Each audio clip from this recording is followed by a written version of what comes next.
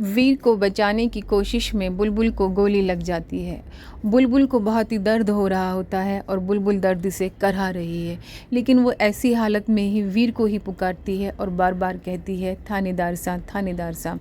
वीर भी बुलबुल के पास उसी रूम में है जहाँ पर कि बुलबुल को हॉस्पिटल में एडमिट कराया गया है। वीर जो है बहुत शर्मिंदा होता है और बुलबुल की इस हालत के लिए ख़ुद को ही ज़िम्मेदार मानता है।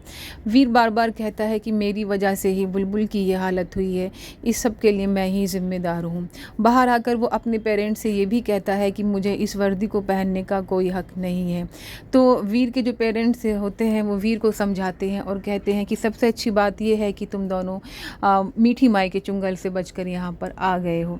स्पेशली जो वीर के फादर होते हैं वो बहुत ज़्यादा खुश होते हैं और वीर जो है यहाँ पर बुलबुल के हाथ पर हाथ रखकर उसे दिलासा देता है और कहता है, बुलबुल तुम घबराओ नहीं, बहुत जल्दी ठीक हो जाओगी। बुलबुल को यहाँ पे बहुत ही दर्द हो रहा है और वो दर्द से करहा रही है और उसी करहाने में उसकी ज़बान पर एक ही नाम बार बार आता है, थानेदार साहब, थानेदार साहब।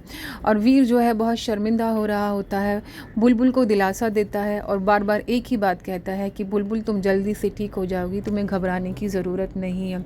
और वीर जो है बुलबुल को ऐसे देखकर बहुत शर्मिंदा होता है, क्योंकि वीर ने तो बुलबुल को हमेशा चहकते हुए, मुस्कुराते हुए, बात करते हुए ही देखा है। बुलबुल को वो ऐसी हालत में देखकर परेशान हो रहा होता है। वीर जो है बुलबुल को देखकर रो देता है। इतने में ही डॉक्टर्स कमरे में आते हैं और कहते हैं, आप बाहर चले जाइए, इन्हें आपसे ज़्यादा मेरी ज़रूरत है, यानी कि डॉक्टर की ज़रूरत है। तो वीर ये सुनकर बाहर जाने लगता है। अब देखना ये दिलचस्प होगा कि आगे आने वाले एपिसोड में हमें और नया देखने को क्या मिलेगा।